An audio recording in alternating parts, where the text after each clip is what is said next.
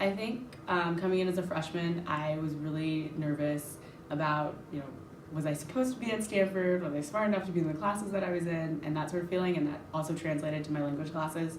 I was definitely really shy in the beginning. I think there were like 7 or 8 people in my first language class, and I never wanted to raise my hand or talk. And really that was hurting me because it was more helpful if I spoke in class and practiced speaking French, but I was definitely nervous.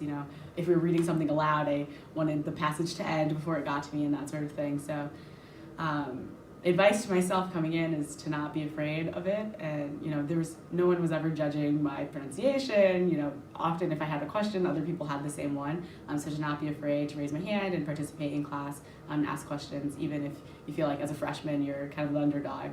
There are probably other people who are wondering the same thing. Even if you're not sure, and even if you place out of your language requirement, shop one of the language classes maybe for the first week and see if you like it. I think a lot of people will be pleasantly surprised.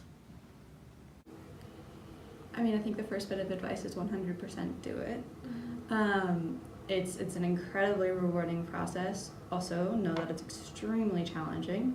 Really, no matter what language you're learning, it's difficult to get to the point where you can think in that language and then you can write an essay in that language as if you were writing in whatever your native language is.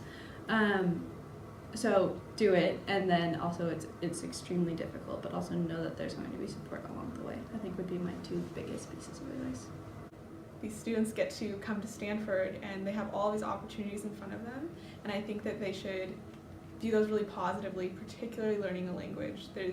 I just don't think there's any better way, and I wish that I would have had time to learn more, though I'm very grateful for the time that I did commit.